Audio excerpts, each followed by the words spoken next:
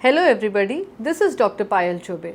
आज से हम कुछ हाई रिस्क प्रेगनेंसी वीडियो के सीरीज़ शुरू करने वाले हैं। ये वीडियोस बेसिकली मेरा इंटेंशन ये है कि प्रॉपर नॉलेज कॉमन लोगों को जाए, मेरे व्यूअर्स को जाए, ताकि वो एक मेडिकल एलिमेंट हाई रिस्क क्या है, क्यों है, कैसे होता है, क्या करना चाहिए, थोड़ा अंडरस्टैंड करें। So let's get started. We all know that all pregnancies are very precious.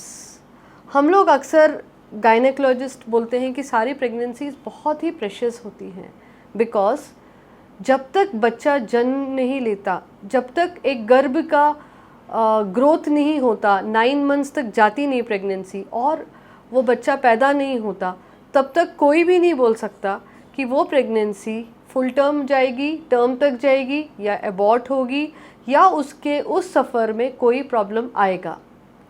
लेकिन एक गायनेकोलॉजिस्ट का ये रोल होता है कि उसको आइडेंटिफाई करे कि भैया ये प्रेगनेंसी नॉर्मल है, मतलब लो रिस्क है, या ये प्रेगनेंसी हाई रिस्क है। लेकिन आजकल हम लोग देखते हैं कि बहुत सारे एलिमेंट्स के साथ कोई लेडी प्रेग्नेंट होती है। मसलन किसी को थायराइड डिसफंक्शन है तो प्रेगनेंसी विथ हाइपोथायरॉयडिज्म, और pregnancy with hypothyroidism, yes, coming on to a high risk category. किसी को PCOD है, बहुत सारा PCOD आजकल हमें देखने को मिलता है यंग गर्ल्स में। PCOD अगर है, वो प्रेगनेंसी के साथ, अगर PCOD के साथ वो ट्रीट होने के बाद वो प्रेग्नेंट रही लेडी, तो it again comes into a high risk category, right. अगर किसी को एनीमिया है पहले से, वो प्रेगनेंसी में अगर आ गए हैं, प्रेग्नेंट है, तो anaemia with pregnancy high risk category, okay. अगर किसी का ब्लड ग्रुप नेगेटिव है, जिसको हम RH नेगेटिव मदर्स बोलते हैं, और हस्बैंड का ब्लड ग्रुप यदि पॉजिटिव है, सो ये प्रेगनेंसी होगी RH negative mother high risk pregnancy, okay. अगर किसी को हार्ट डिजीज़ है, किसी फॉर्म में आपको पता चलता है हार्ट डिजीज़ है ड्यूरिंग एंटीनेटल चेकअप, या पहले से पता है, लेकिन अगर वो लेडी प्रेग्नेंट है, तो ये भी हो गया हाई रिस्क प्रेगनेंसी। सो हाई रिस्क प्रेगनेंसी में और ब्लड डिसऑर्डर्स है, अगर कोई थैलेसीमिक है, थैलेसीमिक माइनर है, तो ये हो गया हाई रिस्क प्रेगनेंसी। क्या होता है high risk pregnancy? Well, high risk pregnancies basically are usually diagnosed during the antenatal checkups, number 1, or they come directly as pregnant, coming on with some ailment.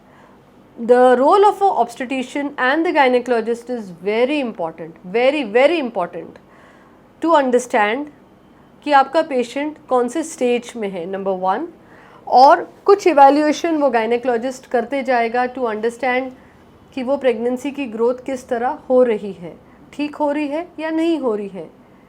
Also during the course of 9 months वो gynaecologist patient के साथ अक्सर counselling करेंगे और कहेंगे कि आपको ये प्रेगनेंसी, जो भी हाई रिस्क आपका एलिमेंट है, उसके साथ में कौन सी प्रॉबेबल कॉम्प्लिकेशंस हो सकती हैं। Now these complications can be maternal, related to the child और द फीटस, और बोथ।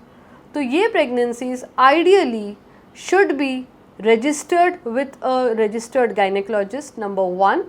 ये प्रेगनेंसीज में मेरा एक सलाह अक्सर पेशेंट्स को रहता है कि यदि आपने किसी गायनेकोलॉजिस्ट के साथ रजिस्ट्रेशन करा है, तो try and get delivered from that gynaecologist only, with that gynaecologist only. The reason is उसको आपकी पूरी हिस्ट्री पता है, सो वो आपको अगर कोई कॉम्प्लिकेशंस जैसे आने वाले हैं स्टेज वाइज, तो उसको प्रॉपरली डील कर सकते हैं, उसको हैंडल कर सकते हैं।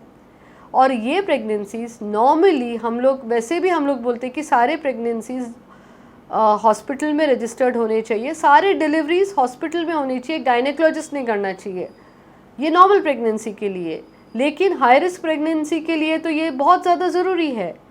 समटाइम्स अगर आपके गायनेकोलॉजिस्ट का नर्सिंग होम है, और अगर वो कहीं अटैच्ड है, या अगर किसी बड़े हॉस्पिटल में, मल्टी स्पेशलिटी हॉस्पिटल में अटैच्ड है, कभी कभार हमें हाई रिस्क प्रेगनेंसीज यदि वो ज़्यादा कॉम्प्लिकेट होने लगे, तो हमें पेशेंट को ऑप्शन देना पड़ता है कि ऐसी प्रेगनेंसीज आप हॉस्पिटल में, इंस्टीट्यूशन में डिलीवर करो जहाँ पे एक मल्टी स्पेशलिटी अप्रोच है, जहाँ पे आपको एक छत के नीचे बहुत सारे स्पेशलिटी के लोग मिलेंगे, जैसे radiologist, physician, intensivist, diabetologist, cardiologist, जो भी आपकी प्रेगनेंसी की नीड है वो सारे डॉक्टर्स यदि आपको एक छत के नीचे मिले और आपकी प्रेगनेंसी, न्यूनेटोलॉजिस्ट, आपकी प्रेगनेंसी प्रॉपरली अगर डील करी गई, हैंडल करी गई, आपकी मदर और बेबी को कोई प्रॉब्लम ना हो, तो यही तो एक सक्सेसफुल आउटकम है।